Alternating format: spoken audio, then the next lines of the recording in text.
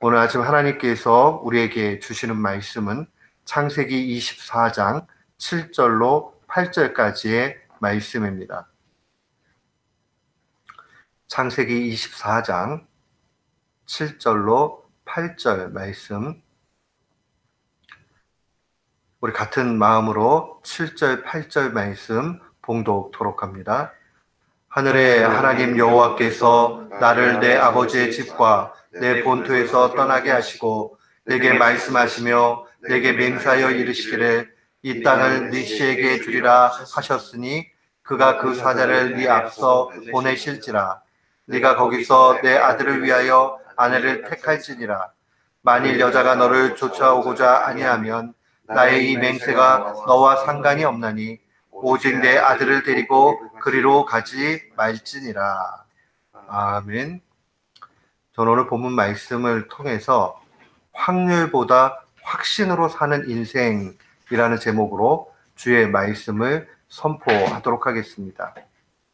세상을 살아가는 지혜 가운데 하나가 확률과 통계를 믿는 겁니다. 그래서 확률과 통계가 높은 것에 투자를 하고 또 거기에서 안정감을 느끼기도 합니다. 예컨대 어떤 물건을 사려고 할 때에 소비자가 상품에 대해서 얼마나 만족하고 있는가, 이런 통계들을 바라보고 확률 높은 것에 선택을 하는 것이 일반적인 지혜입니다. 때로는 사람들은 이런 것들을 보다 과학적이다 이렇게 생각을 합니다. 근데 이러한 지혜는 부분적으로는 옳지만 항상 옳다, 꼭 그렇게 이야기할 수는 없습니다. 이 땅을 살아가면서 조금 이 확률 높은 것을 따라가는 것 참 지혜일 수 있어요. 그러나 모든 것을 거기에 맡기기에는 여러 어려움이 있습니다. 그렇다면 우리가 신앙적으로 사는 게 신앙인의 길이라 하는 것을 잘 아는데, 그럼 신앙적이라는 말은 이러한 이 과학적 지혜는 포함하지 않는가? 우리가 생각해 보면 부분적으로 분명히 포함을 합니다. 그러나 신앙적이다 하는 말이 언제나 과학적이다, 이렇게 동의어로 생각할 수는 없습니다. 오늘 본문 말씀을 보면 우리는 확연히 이 확률로 사는 인생과 확신으로 사는 인생, 이 두 가지 인생을 비교해서 생각해 볼 수 있습니다. 오늘 본문의 24장으로 오면 아브라함이 그의 독자 이삭의 배필을 정하는 그러한 내용이 기록되어져 있습니다. 그가 이삭의 배필로 삼고 있는 기준은 참 아이러니하게 확률 없는 조건입니다. 그의 종 엘리에셀을 부릅니다.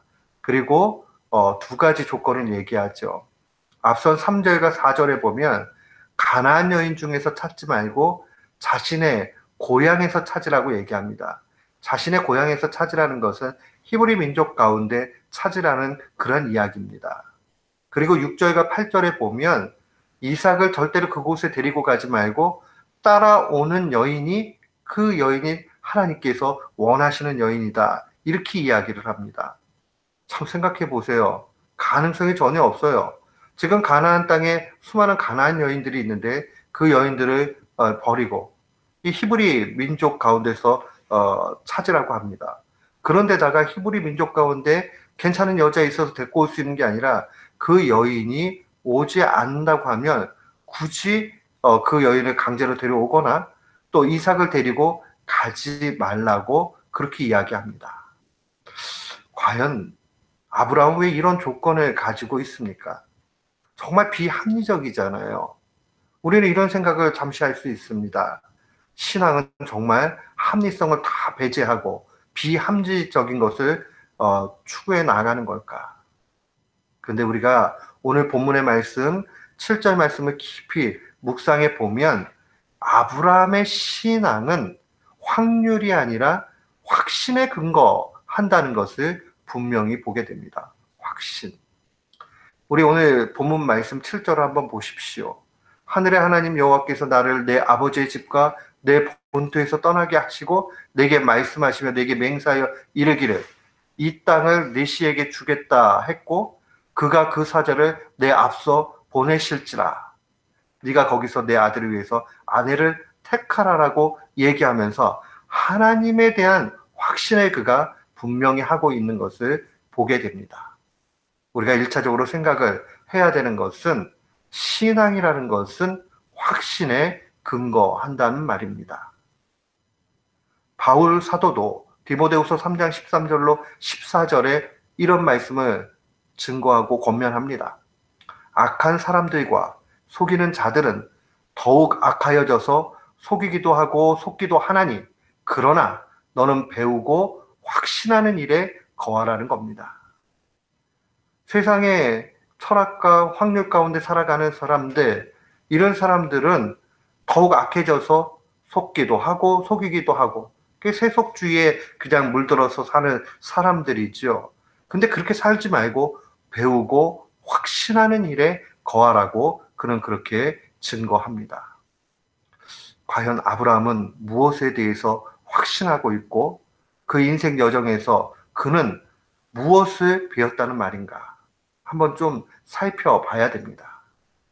7절 말씀을 깊이 묵상하면 그는 이런 고백하는 겁니다. 하늘에 전능한 하나님께서 자신의 고향 갈대아 우르에서 나올 수 있도록 인도해 주시고 복 주시고 약속의 아들 이삭까지 주셨다고 하나님에 대해서 확신하고 있는 것을 보게 됩니다. 우리가 배우고 확신하는 일에 거한다 하는 이 말씀의 중심의 근거는 하나님에 대해서 확신하는 겁니다. 나에 대해서 확신하거나 나의 조건과 확률을 확신하는 것이 아니라 하나님에 대해서 확신하는 겁니다. 그의 일하심에 대해서 확신하는 겁니다. 그는 계속 고백합니다. 그가 그 천사를 네 앞서 보내실지라. 엘리에셀에게 얘기하면서 너보다 앞서서 하나님이 하신다라고 그렇게 말씀하십니다. 하나님께서 미리 천사 보내서 일하여 주신다라는 하나님에 대한 그런 확신이 분명히 있습니다. 우리가 확률적인 삶이 아니라 확신의 삶을 산다는 것은 하나님에 대해서 확신하면서 살아가는 것이고 그 하나님에 대해서 확신하며 살아가는 것이 신앙의 길입니다. 그렇다면 이런 신앙적 확신은 어디서 옵니까? 두 가지 상황들을 꼭 기억을 해야 됩니다. 첫 번째는 하나님과 나 사이의 관계의 온전함에서 신앙적 확신이 옵니다. 오늘 본문 말씀에 많은 내용들이 드러나 있지는 않지만은 이 고백은 오직 아브라함과 하나님과의 관계에서 나오지 않고서는 고백할 수 없는 내용입니다. 하늘의 하나님 여호와께서 나를 내 아버지 집과 내 본토에서 떠나게 하시고 내게 말씀하시며 자신에게 말씀하셨다. 내게 맹세하셨다. 그리고 이르셨다. 관계성에서 나오는 확신입니다. 우리가 신앙생활을 할 때 참 어려운 게 이 하나님과의 개인적인 관계는 대신 어떻게 알려줄 수도 없고 내 경험을 이야기해 준다고 이해가 되는 것이 아닙니다. 그런 의미에서 하나님과의 개인적인 관계에 그 깊은 차원으로 들어가는 것, 이것이 얼마나 귀중한지 모릅니다. 하나님과 관계가 온전하면 온전할수록 신앙적 확신은 더욱 아주 단단해집니다. 흔들리지 않아요. 하나님이 그렇게 하시기 때문에. 우리가 신앙적 확신을 얻기 위해서 하나님과 나 사이의 관계를 온전히 해야 될 필요가 분명히 있습니다. 또한 동시에 이 신앙적 확신은 어디서 옵니까? 성경적인 원리를 자신의 삶에 적용하면서 나아가게 될 때 경험에서 나오게 됩니다. 우리가요, 처음에는 하나님과의 관계가 좋은 것이 무엇인지도 모르고 또 이 성경적으로 살 때 어떤 좋은 점들이 있고 하는 것 잘 몰라요.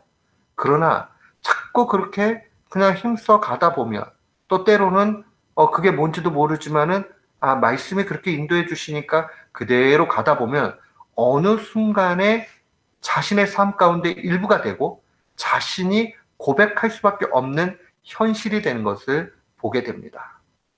우리가 말씀대로 사는 일이 중요한 것은 그것이 말씀의 기초에서 우리의 삶에 적용이 되어질 때에 거기에 엄청난 신앙적 경험이 나타나기 때문입니다.